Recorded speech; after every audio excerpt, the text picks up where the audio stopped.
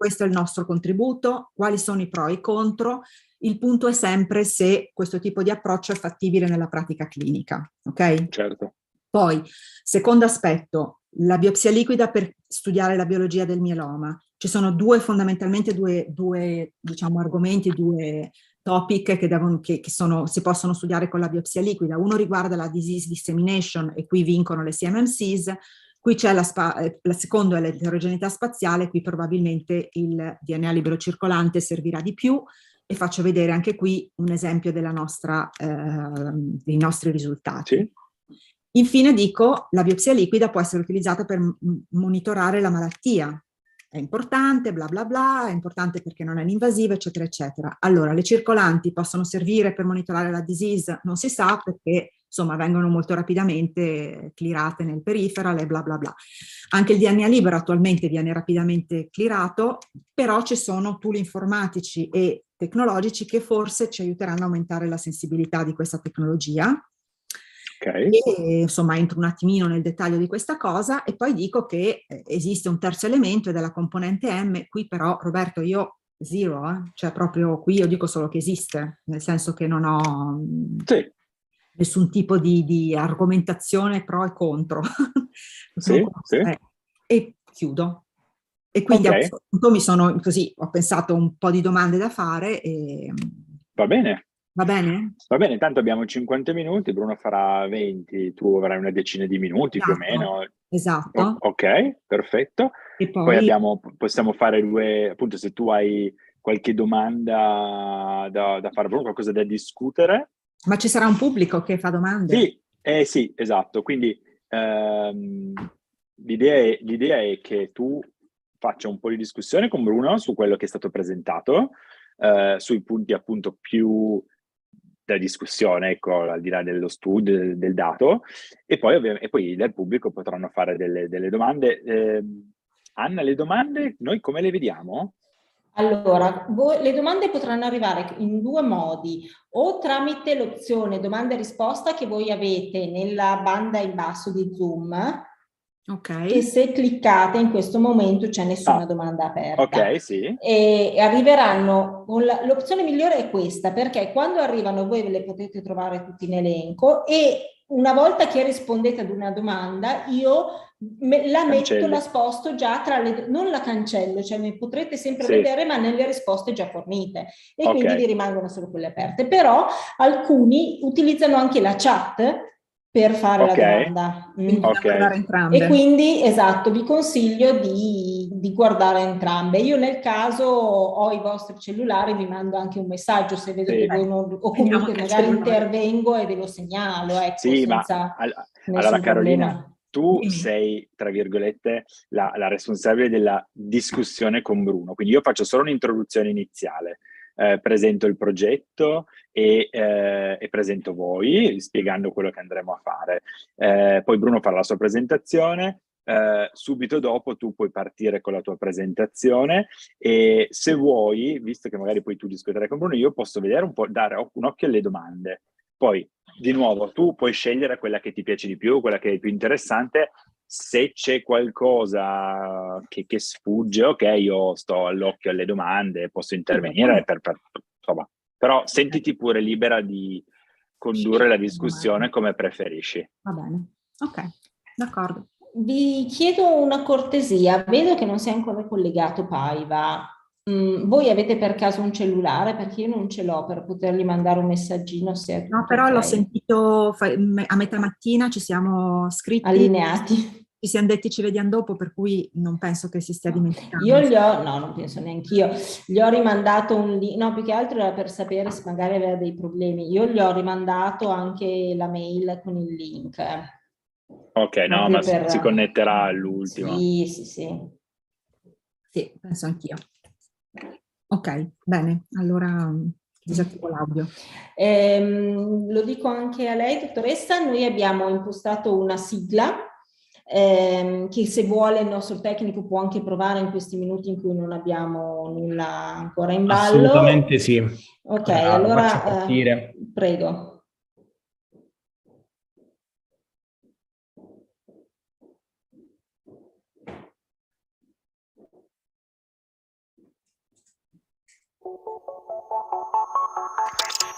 Però dobbiamo aspettare Bruno, no? Solo un test. Ah, ok.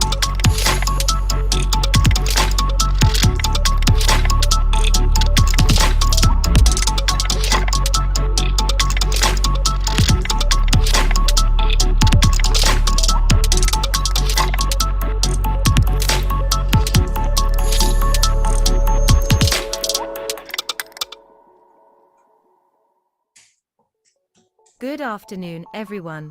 On behalf of Motioli Health, CME provider of the event, welcome. This is 50 minutes on multiple myeloma and is the first of 3 webinars. At the end of the 3 webinars, the second and the third one will be held on October 24th and November 7th. You will receive by email our questionnaire and satisfaction survey. The training credits assigned to this project are 4.5. We would to point out that during the webinars, through the questions... Anna, si sentiva l'audio? Si sentiva l'audio, però va molto a scatti l'immagine, non è fluente. Ok, perfetto. Okay. Va bene.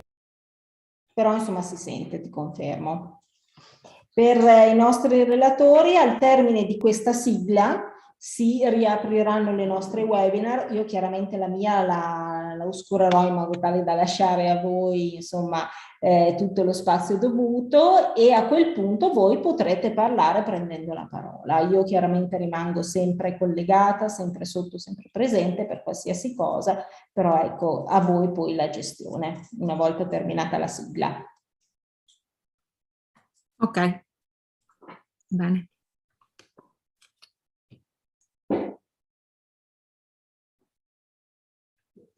Sì, comunque chiaramente aspettiamo il professor Paiva per aprirla, perché voi vedete adesso in alto c'è scritto che vi trovate in una sessione di pratica. Il webinar lo lanciamo quando tutti siamo collegati, siamo pronti. Questa era una prova giusto per vedere che funzionasse anche la sigla, che girasse tutto.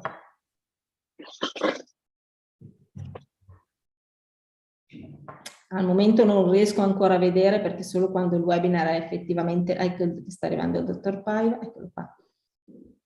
Good afternoon. Good afternoon. Hi, Bruno. How are you? Good, how are you? I'm doing well. If I'm the only one non-Italian, please continue to speak in Italian. No, I think you may be the only one not Italian, but the official language is English. So I will make a brief introduction describing this kind of meeting in Italian. And then after that, we will switch to English. So okay.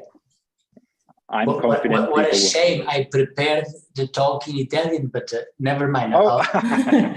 well, since you said so, you can do it in Italian then. That's fine.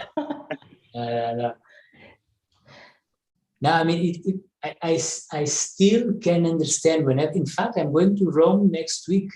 And whenever I'm in Italy, I still understand more or less, but it's impossible nowadays to speak.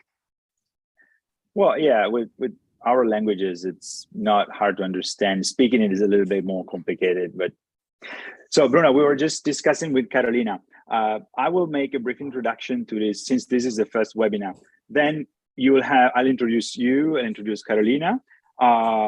You will start with your lecture. Then Carolina will give her lecture as well. And then we will have probably 20 minutes in which Carolina and you will discuss some of the data you've presented.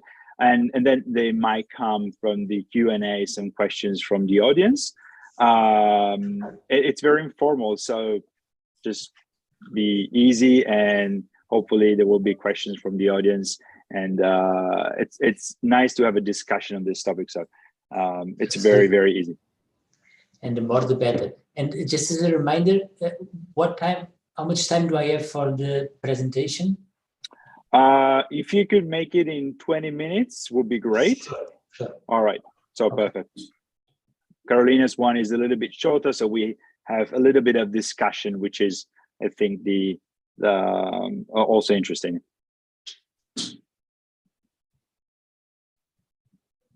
And thanks for both for accepting the invitation. Thank you for the invitation. Thank you to you. Ok, sono le 2:30, direi che potremmo anche partire. Sì. Ok? Esatto. Chiedevo al dottor Paiva per fare una prova di condivisione, se la vuole fare. Test for the... ok.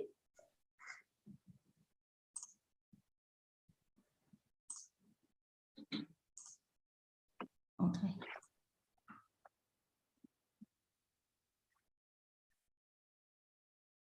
Yeah. Good. Yeah, we can see it. Ok, perfetto. Ok, Anna, direi di partire. Ok, possiamo partire quindi con la sigla e dopo la sigla a voi la parola. Va bene, buon webinar. Grazie. Grazie.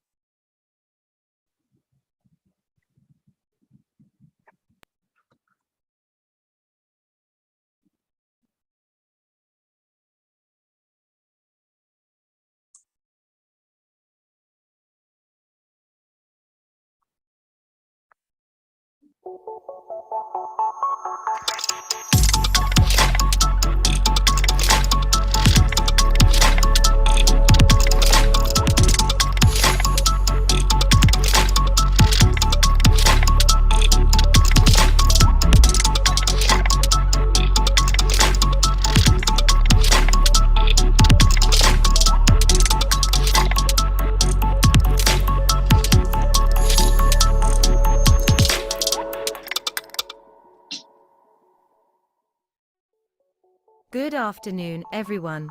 On behalf of Motioli Health, CME provider of the event, welcome. This is 50 minutes on multiple myeloma and is the first of 3 webinars. At the end of the 3 webinars, the second and the third one will be held on October 24th and November 7th. You will receive by email our questionnaire and satisfaction survey. The training credits assigned to this project are 4.5.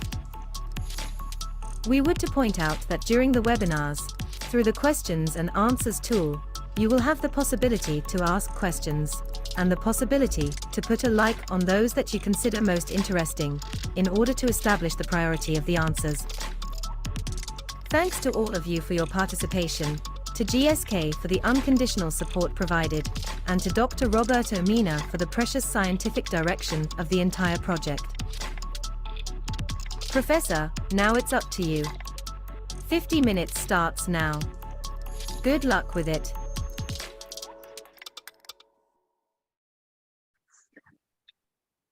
Buon pomeriggio a tutti, io sono Roberto Mina, sono ricercatore in ematologia presso l'Università di Torino e innanzitutto vi ringrazio per aver aderito a questo progetto e per esservi collegati. Il progetto 50 Minutes On è un progetto di webinar che si svolge attraverso 3 appuntamenti in cui tratteremo in maniera molto informale, soprattutto in termini di discussione scientifica, quelli che sono alcuni degli hot topics nel mieloma multiplo. In particolare la biopsia liquida oggi, la malattia extramidollare, sia in termini biologici che in termini di strategie di trattamento, e poi l'ultimo tema è quello del BCMA come target di nuovi farmaci e come i nuovi farmaci modificheranno l'approccio terapeutico ai pazienti con mieloma. La lingua ufficiale dell'evento è l'inglese, quindi dopo questa breve introduzione vi presenterò il dottor Bruno Paiva e la dottoressa Carolina Terrani, che sono qui oggi e che ringrazio per aver aderito a questo progetto, e vi auguro un buon webinar. So, Dr. Paiva from University of Salamanca, I'm pretty sure you all know him, and we owe him very much for everything he's doing for MRD myeloma and the biology of myeloma. So thank you very much for accepting our invitation. Grazie mille. Buongiorno a tutti. It is my great pleasure to participate in this very interesting format, educational format, and I'm now sharing my screen, which I hope you can see well, and to share the next 50 minutes with Dr. Roberto Mina, Carolina Terragna, and to discuss about the field of liquid biopsies. These are my disclosures. It is true, and I think it was a very good selection to start this series of webinars, that there is a great interest in the field of liquid biopsy beyond myeloma, but also in myeloma, as a less invasive and potentially more comprehensive approach to characterize tumor biology, particularly the patient genomic landscape. And it should be noted that there are potentially different platforms to analyze the tumor in a minimally invasive fashion. And in sake of time, and also because of the amount of data that is currently available in the literature, in the next minutes, I will only talk about circulating tumor DNA, or should it be said, circulating free DNA, because there is always a mixture between DNA coming from normal and tumor cells, and then circulating tumor cells or CTCs. As for ctDNA, I will be very brief, as I understand that Dr. De Ragna will also cover this area of research in her presentation. And briefly, in my opinion, I think that there is high concordance with the bone marrow tumor genome, keeping in mind that this high concordance is typically observed in the more frequent recurrent mutated genes. The choice of methodology depends on the aim of the liquid biopsy, and therefore a whole exome or genome sequencing approach will provide a more comprehensive characterization, but may be less sensitive, whereas targeted sequencing is obviously more sensitive, but the information is restricted to common drivers. And we know that currently other genetic alterations such as copy number and translocation may be more relevant from a prognostic point of view than commonly mutated genes.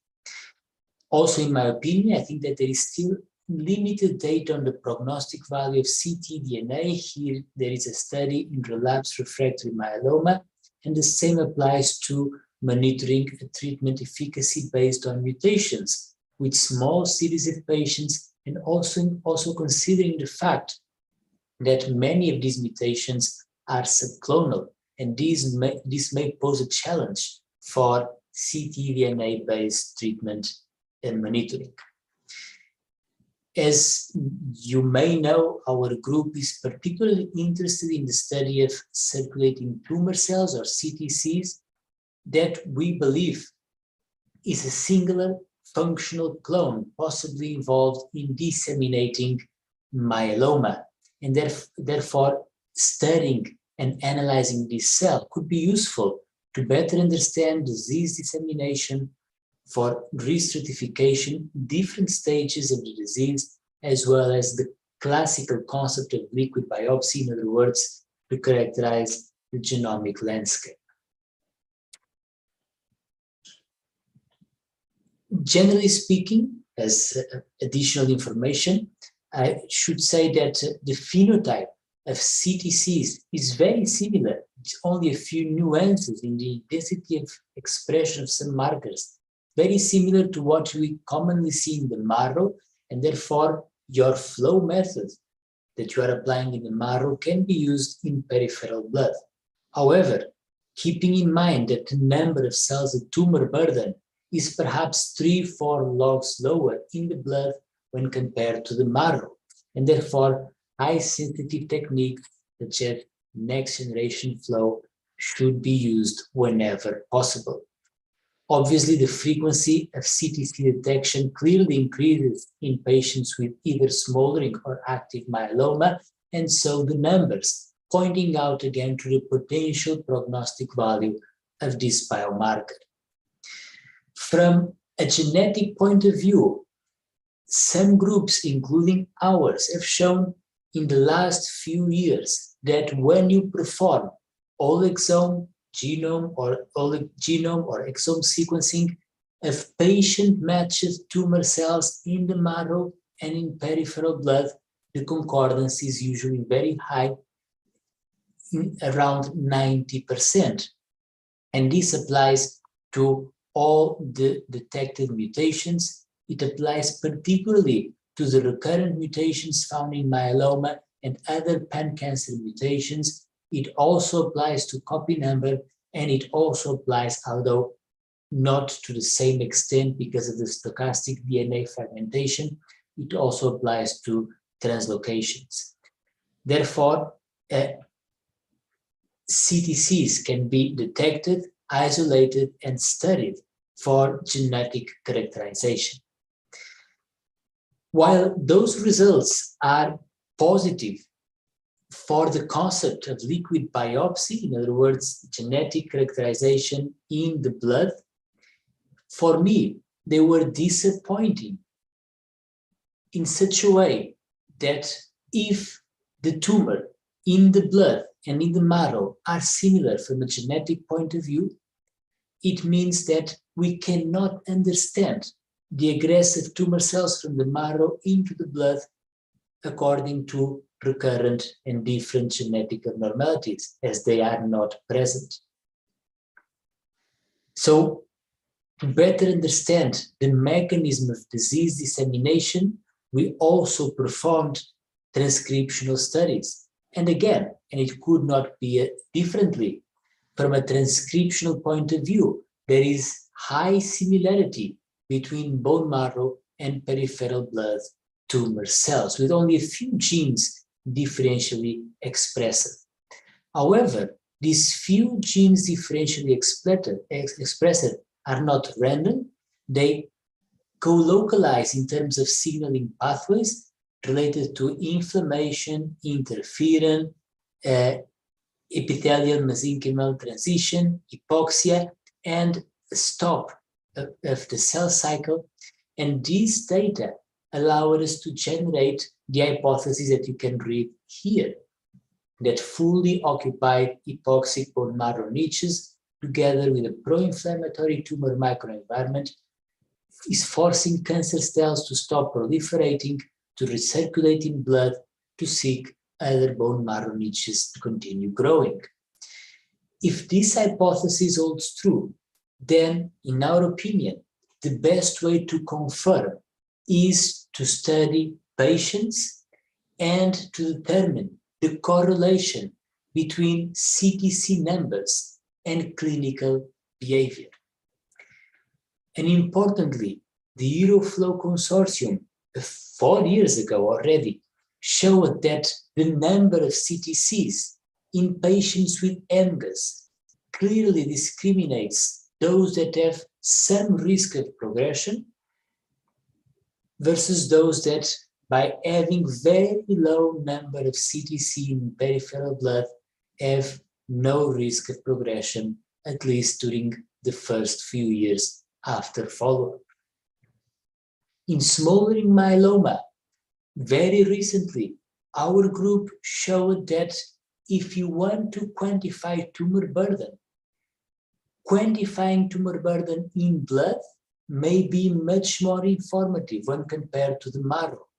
And here we see time to progression according to a cutoff of 0.015% CTCs, clearly significant differences, and the cutoff proposed by the International Myeloma Working Group of more than 20% bone marrow plasma cells. That still doesn't reach statistical significance, at least in our series of patients.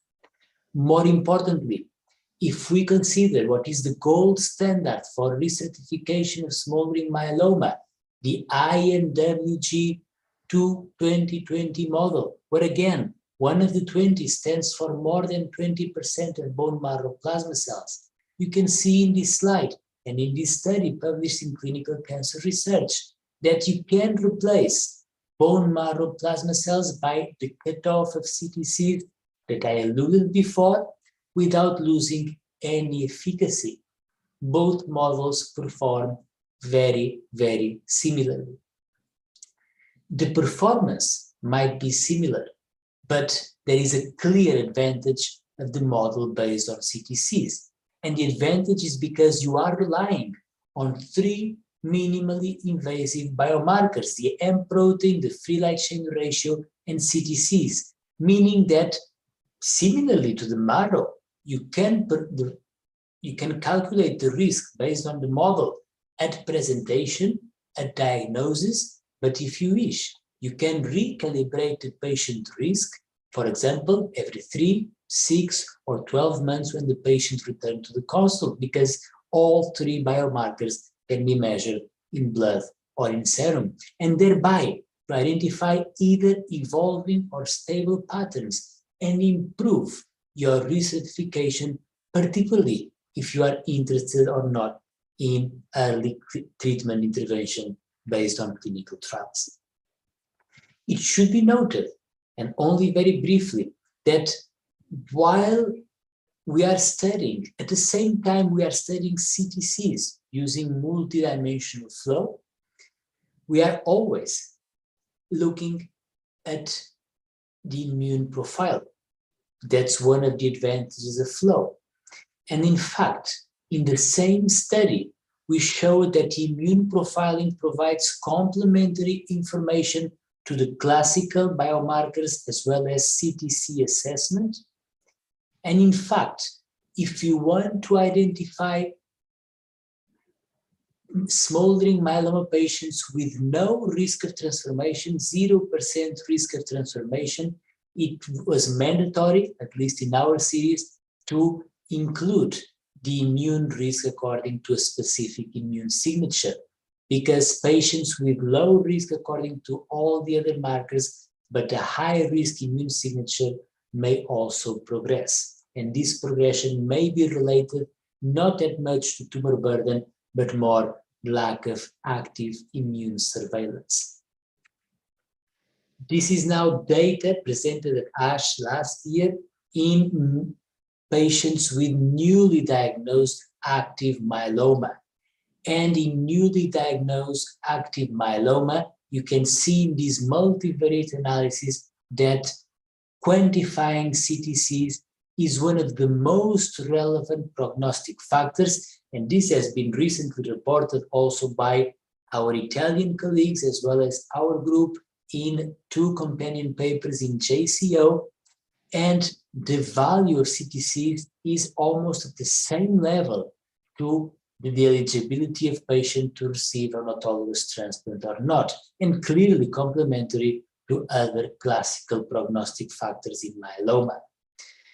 These are the progression-free and overall survival curves recently published in one of those papers in JCO, where you can clearly see that there is a correlation between CTC levels and progression-free survival.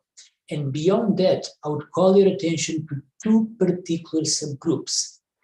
One is those patients with more than 1% CTCs, with clearly inferior progression-free survival, and based on current standards of treatment efficacy and PFS, we wonder if this is close from a clinical point of view to what you would expect from a plasma cell leukemia that obviously does not fulfill the criteria on morphological grounds, but has clearly high tumor burden in blood detected by flow cytometry.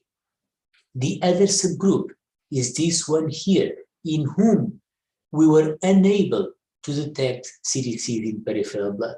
This might have been there, but at a level below the limit of detection, which was 2 per 10 to the -6. And we believe that undetectable CTCs in blood is an alternative approach, minimally invasive, to define the so-called MGUS-like myeloma, and that these patients, when treated with intensive regimens, have exceptional progression-free and overall survival. Importantly, a progression-free and overall survival that is not completely dependent on the depth of response. These patients do very well even if they do not achieve CR, even if they do not achieve undetectable MRD. On the other side of the spectrum, for those patients with high percentage, more than 0.2%, it is clear that achieving CR is not enough, and only achieving undetectable MRD can, to some extent, improve the dismal prognosis of these patients. Finally, minimally invasive detection of MRD based on CTCs. This is data published a few years ago in Blood by the EuroFlow Consortium, showing some negative and positive results. Let me start with the negative results. And the negative results is that when compared to the marrow, there is only partial correlation with false negative, with 40% false negative results. That is positive in the marrow, negative in blood. So less sensitive. Well, the sensitivity of the method is the same, but because tumor burden is lower, your ability to detect MRD in blood is less frequent. However, from a clinical point of view, we can see that MRD assessment in blood, using the same method as we are using in the marrow, is prognostic in the whole myeloma population, retains prognostic value in those patients in CR and even stringent CR, and the prognostic value clearly increases when monitored sequentially, frequently. And obviously, this is one of the advantages of measuring MRD in blood. And you can see that the PFS of these patients is usually below the 2-year landmark, and therefore the presence of MRD in blood, I think it is a surrogate, a very short time until disease progression.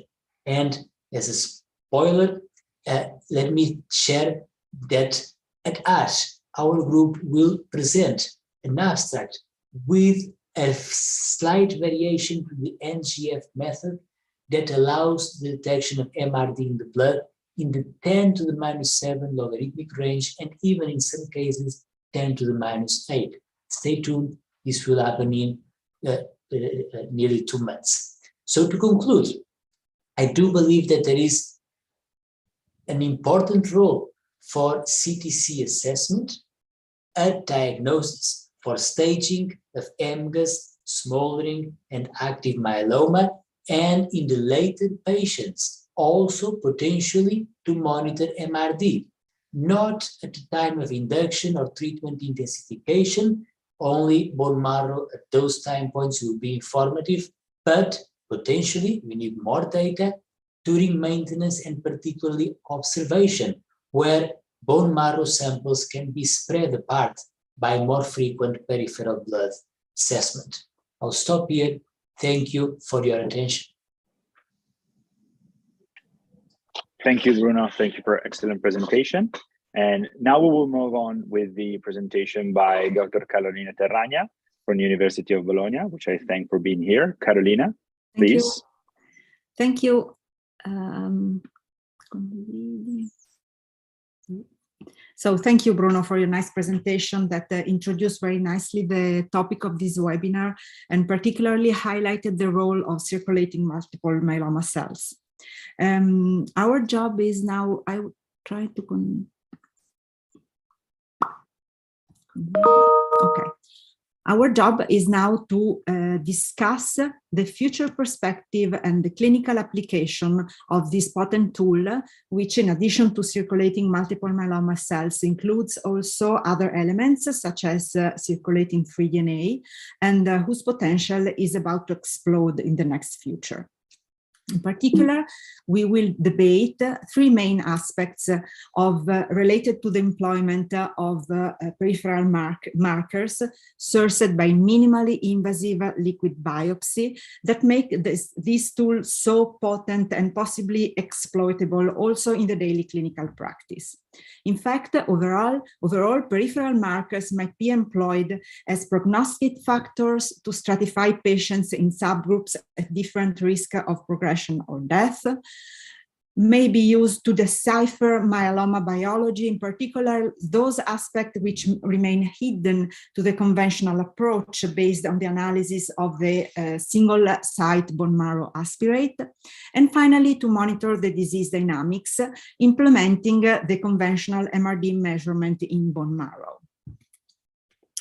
As we has heard very fine from Dr. Paiva, the amount of circulating multiple myeloma cells at diagnosis has a clear prognostic significance, and particularly in patients with asymptomatic smoldering myeloma, a cutoff can be defined able to stratify patients according to their probability to progress to symptomatic disease.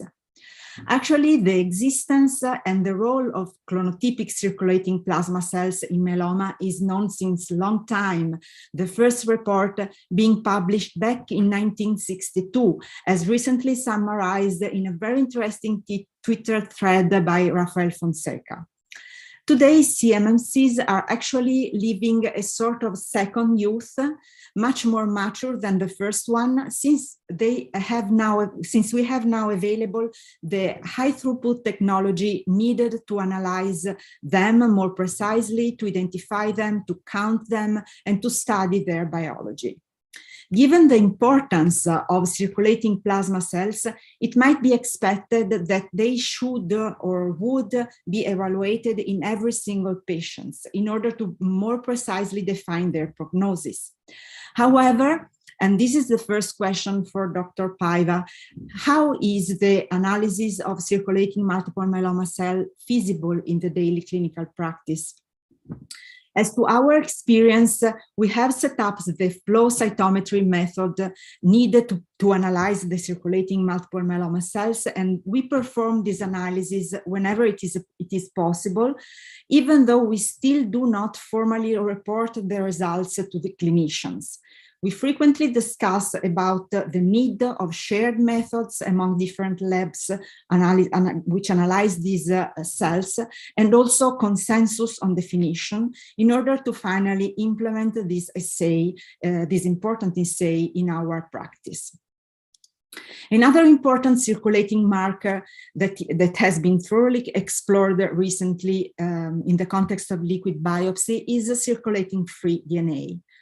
Circulating free DNA is genetic material that is shed by normal and malignant plasma cells into the bloodstream and other body fluid upon any condition that might increase the cell breakdown or death, including, for instance, sepsis, inflammation, stroke, or tumor cell apoptosis. The fraction of circulating free DNA that come from tumor cells is named circulating tumor DNA.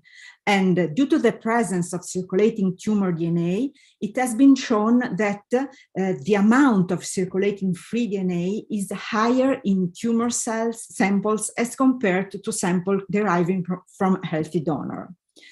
This has been also demonstrated in multiple myeloma, as shown here, and also it has been shown that the quantity of circulating free DNA correlate with advanced disease stages, as shown here. Circulating free DNA can be analyzed by multiple techniques ranging from ASO-PCR, DARPA digital PCR, next generation sequencing. And the assay is highly versatile since a variety of targets can be monitored, including the total amount of circulating free DNA that can be measured and expressed as concentration, the ratio between the circulating tumor DNA and the circulating free DNA expressed as tumor fraction, or somatic variation that can be explored in the circulating free DNA, including copy number alterations and or small nucleotide variation that can be analyzed in circulating free DNA. Also, the VDJ, IGH, and TCR rearrangement can be explored in the circulating free DNA. And even the fragment lengths of circulating free DNA can be analyzed and employed as prognostic factor. Therefore, several studies in multiple myeloma have investigated whether the presence of the different type of mutation, or even the presence of circulating free DNA, or the lengths of fragments, or any other of these factors can be employed as prognostic factors. Here are a few examples. In these examples, these examples show how the amount of circulating tumor DNA can be correlated to the disease progression from asymptomatic to final stage of the disease, and also to the different disease stages at diagnosis. The second example explored the possibility to analyze the VDJ-IgH rearrangement in the circulating free DNA and nicely show how patients who result negative for the presence of this rearrangement perform better as compared to those who remain positive. And this third example shows that the frequency of fragment length can be changed from baseline to the achievement of complete response, and that longer fragments are more frequently observed in patients who achieve complete response. And this is an example from our lab. We explored the copy number alteration profile of a cohort of approximately 100 patients by ultra-low pass whole genome sequencing, and we calculated, based on the presence of copy number alteration, the tumor fraction of circulating free DNA. And we observed that there is a range from 80% tumor fraction to 0% tumor fraction. Then we tried to set up a reliable cutoff, able to stratify patients according to the amount of their tumor fraction at diagnosis. And then we observed that patients stratified according to the quantity of tumor fraction have different prognosis in the sense that high tumor fraction correlate with a higher probability of progression as compared to low tumor fraction quantity. From a technical point of view, there are several advantages and disadvantages, like in every methods, to analyze the circulating free DNA, but few of them are quite critical if the question, again, is whether we might use this tool, in particularly the circulating free DNA, as a prognostic factor also in the daily clinical practice to better define the prognostic risk of our patients. For instance, one of the main important characteristics of circulating free DNA is his short half-life, which might be an advantage because it clearly reflects the current state of the disease, but at the same time, it might be also a disadvantage from a technical point of view because it requires a rapid processing of samples prior to storage or testing. And generally talking, the pre-analytical variation poses the bigger challenges in obtaining a reliable results. In fact, for instance, collection tubes, storage temperature, processing time, even centrifugation, all are very critical and need to be accurately performed. Therefore, we might say that providing special caution would be employed and all the above mentioned conditions would be respected. Circulating free analysis might be quite easy and it is highly informative, and probably it would be a bright future for patient management, even in the daily clinical practice, even though today more data are needed to consolidate the preliminary acquisition. The second aspect that rendered the liquid biopsy so powerful concerned the possibility to decipher or deepen the multiple myeloma biology, especially for those topics that can be very hardly explored in the single-site bone marrow aspirate. The first one is the disease dissemination. We have nicely heard from Dr. Paiva about this very fascinating hypothesis, suggesting that tumor cells might egress from initial tumor location into the peripheral blood and then home into novel bone marrow niches. This process might also start from not clinically detected plasmacytomas, and it might be the initial event leading to MGUS. So there are several questions concerning this aspect. For instance, the possible role of circulating multiple myeloma cells in supporting the veracity of this model, and also which are the characteristics of a circulating plasma cell that actually support this fascinating model. A second aspect concerns the spatial heterogeneity. We are aware that it has been recently demonstrated, and there are reports showing that different focal lesions within the same patients might harbor different genomic profiles, suggesting that local microenvironment, selective pressure might shape the clonal composition, thus highly increasing the myeloma heterogeneity.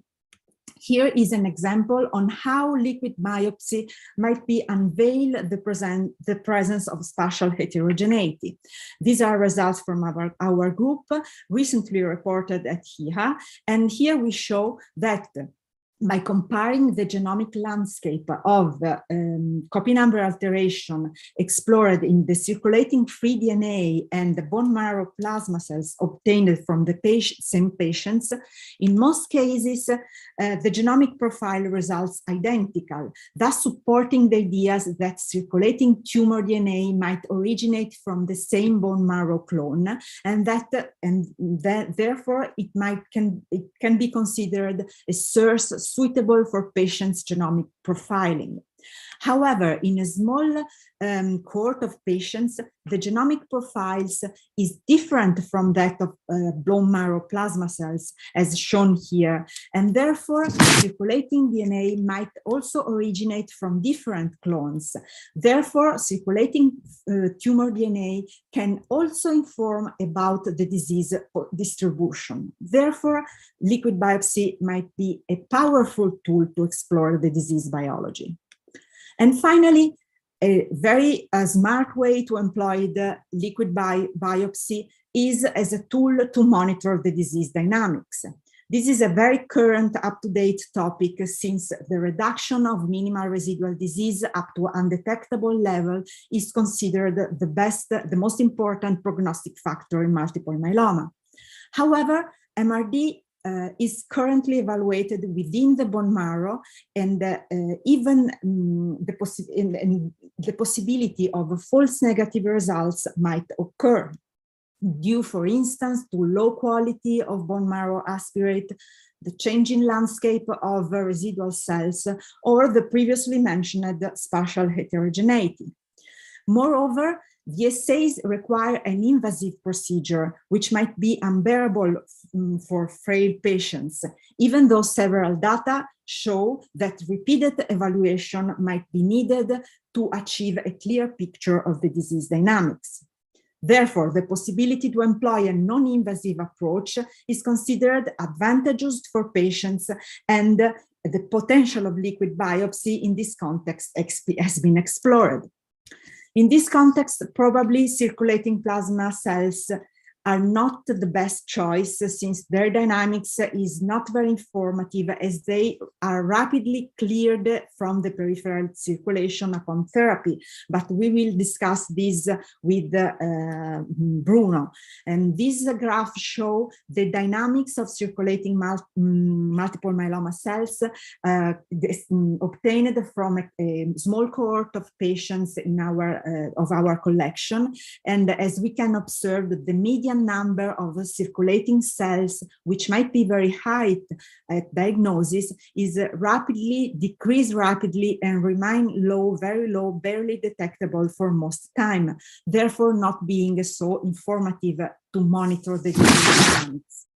Similarly, circulating tumor DNA can be used to monitor the disease dynamics, even though also circulating tumor DNA is rapidly decreased during therapy, even though in some patients we can observe a reimmersion of this circulating tumor DNA during disease course in patients in CR, where suggesting the possible disease progression still not detected by other tools.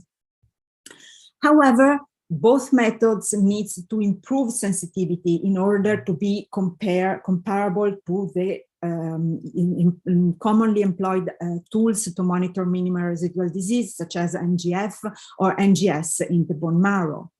Therefore, there is still work to do in order to improve the assay sensitivity, but we might be confident that both NGS technologies and bioinformatic tools are continuously improving, thus probably providing in the next future the high sensitive tools that we need to efficiently monitor the disease dynamics. In the meantime, it is worth it to say that just by increasing the number of analyzed targets, the assay sensitivity can be improved. In fact, by analyzing more than one target, any fluctuation detected just by one of them might be suggestive of the disease dynamics, thus allowing an effective disease monitoring, as shown here, where the blue marker is actually not informative because it remained quite low during all the follow-up, but on the contrary, in the same time point, the red marker is highly informative and can suggest a progression of the disease as confirmed by clinical parameters. Moreover, since the circulating free DNase is rapidly cleared from the peripheral blood, it must be defined. We should define new time points for MRD assessment, which might be probably much more earlier than that we are commonly employing, as shown here, where we can see that in days the circulating free DNA amount is reduced to 0. Therefore, again, there is a great potential for liquid biopsy, even in the field of the disease monitoring, even if we need the time in order to be able to employ these technologies in the daily practice. And finally, I just would like to mention the M component. This is not actually my field of work, but it is, we can say that this technology is particularly analyzed with the next generation method, such as the mass spectrometry, will be very fruitful in order to monitor the disease dynamics, as several reports have already highlighted, even though there are some pitfalls which will be probably easily manageable, such as the polyclonal background that might impair the mass spectrometry sensitivity, or the fact that M protein can be recycled, thus giving possible false positive results. But all these pitfalls might be manageable, and for sure this approach will be very employed in the next future. So with this, I conclude my presentation, and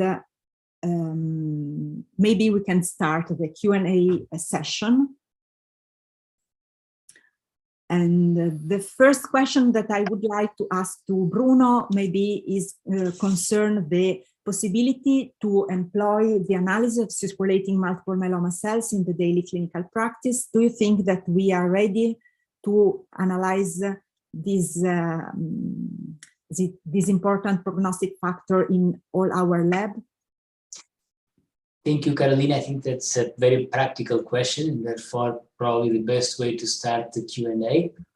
I would say that it is clearly feasible. It's just a matter of willingness to start doing something different, if not already done before in that department.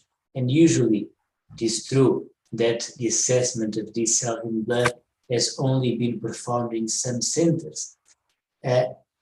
Flow cytometry is generally used for diagnosis and monitoring of many hematological malignancies. Therefore, clinical flow cytometry is worldwide available.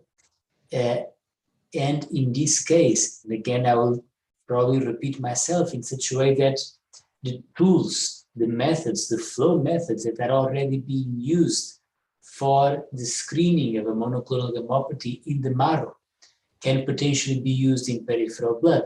Therefore, it would be more or less straightforward for any department to start measuring these cells in peripheral blood.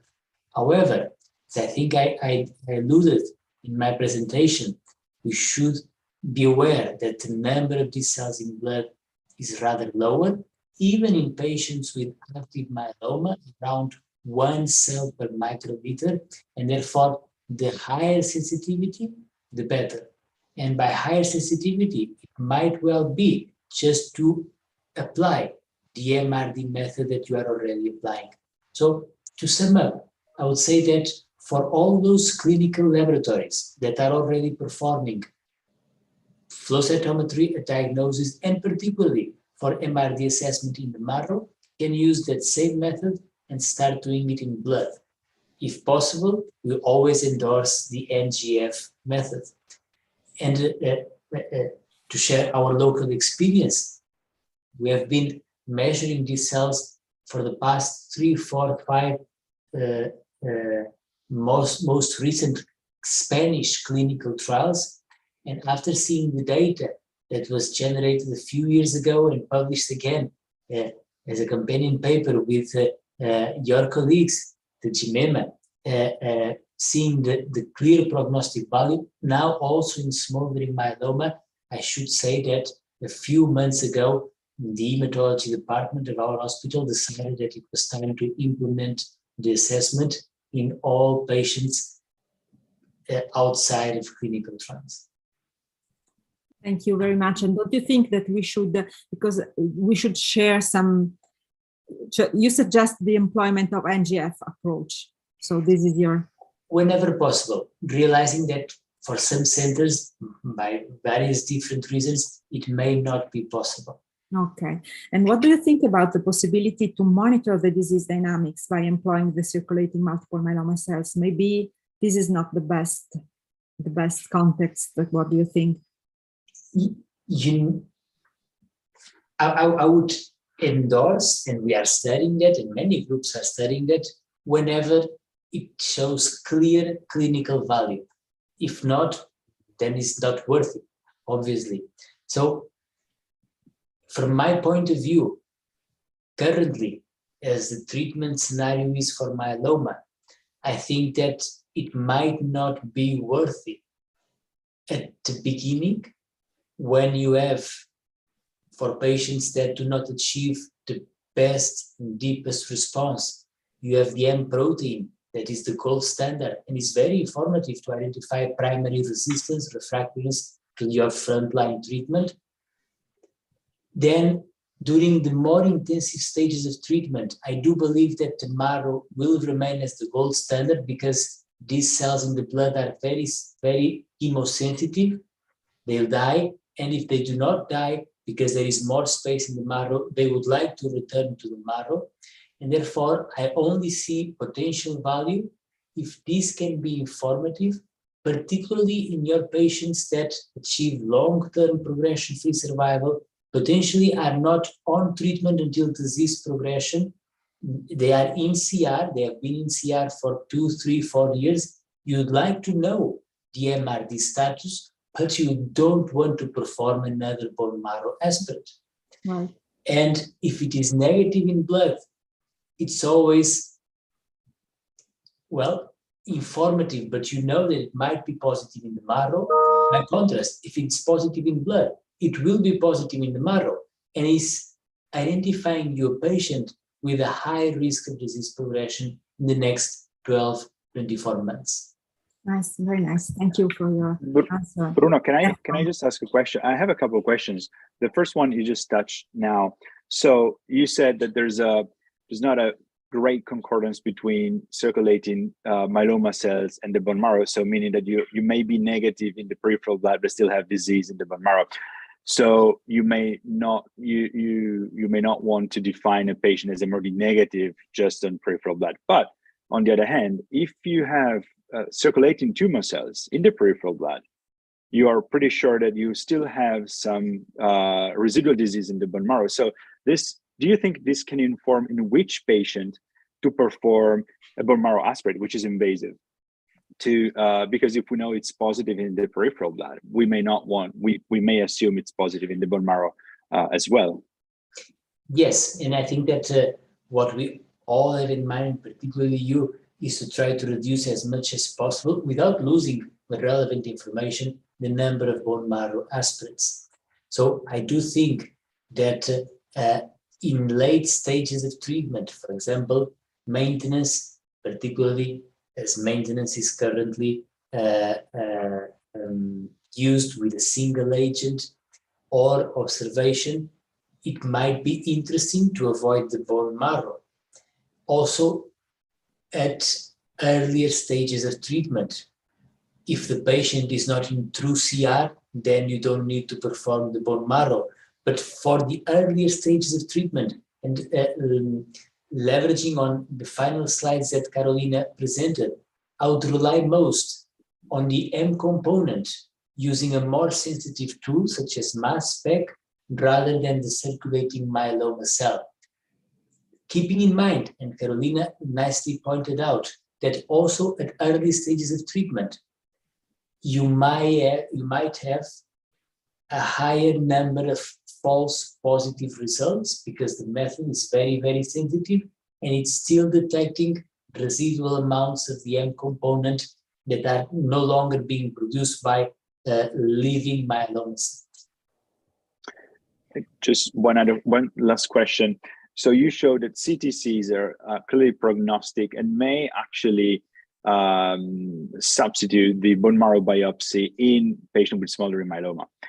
And do you think we can identify a cutoff, a threshold for plasma cells, circulating plasma cells in patients with smoldering myeloma, predicting a very high risk of progressing, like for fillet chain, and use this as an early predictor of myeloma evolution, and thus treat patients based on the circulating plasma cell? Thank you, Roberto. I think that's a very important question. I'm confident that we might, but again, we will need collaborative effort, because I'm afraid that those would be relatively low numbers, keeping in mind that, for example, our most recent cohort of smoldering patients included in this project are already the new patients by removing the former ultra-high risk, and therefore the new ultra-high risk that I'm confident can be identified with those by measuring CTCs will be very low numbers, and we should show reproducibility. Thus far, what I truly believe is that tumor burden in blood is not only a surrogate of what you see in the marrow, and therefore you could potentially replace, but from a biological point of view, it is showing you something else, which is a live picture of the dissemination rate of your patient in that precise time point. And that's why I think it will be more informative in stages such as smoldering myeloma than the bone marrow assessment. Right. Thank you.